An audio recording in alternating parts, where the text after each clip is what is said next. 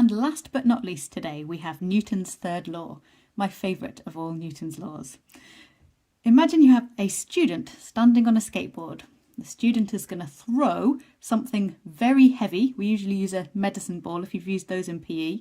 The student's going to throw something very heavy backwards, and this will make the student go forwards. So what's going on there? Well, the student has pushed the ball that way, and so the ball pushes the student the other way.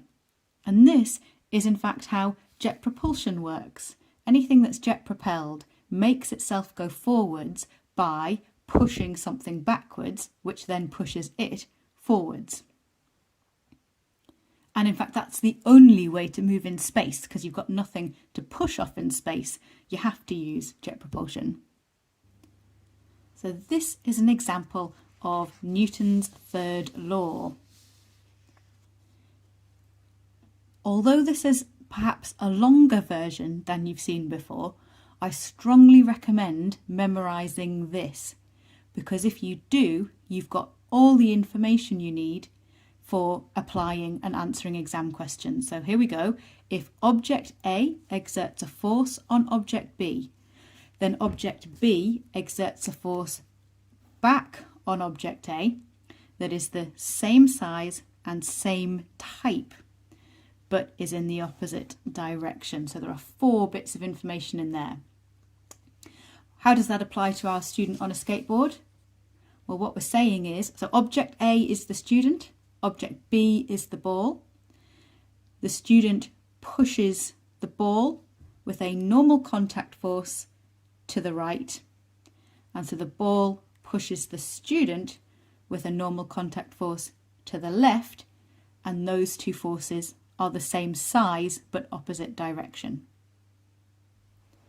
So these 2 forces, the student exerts a normal contact force on the ball to the right, the ball exerts a normal contact force on the student to the left. These 2 forces are known as a Newton's third law pair.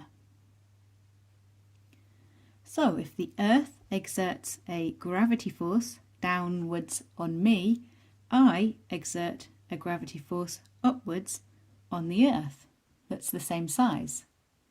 If this hand exerts a friction force upwards on this hand, then this one exerts a friction force downwards on the other hand. If I exert a tension force downwards on the cable exerts a tension force upwards on me.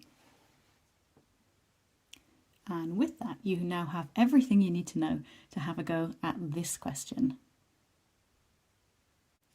Okay, so the student thinks that N and W are the same size because they form a Newton's third law pair. But they can't form a Newton's third law pair because, first of all, they're not the same type of force. And secondly, if we look at Newton's third law again, where are our 2 forces? Here and here. So we've got object A exerts that force on object B, and object B exerts the other force back on object A. Now, both of these forces are exerted on the moon lander. So they can't be, for this second reason, they can't be a Newton's third law pair. They're both exerted on the moon lander, and it's meant to be one exerted on object A and one exerted on object B. Okay, and the last part of this question, use Newton's third law to state the magnitude and location of the force pairing up with the weight W.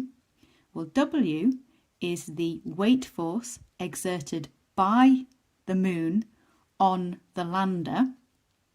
So the Newton's third law pair is the weight force exerted by the lander on the moon, and that will be upwards and the same size as W.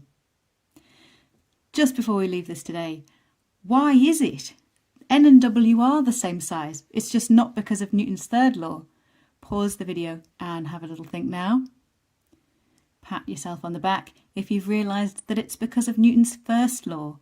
This lander is not accelerating. It's stationary, so it's not accelerating. So the forces on it must add up to 0. And that is why N and W are the same size.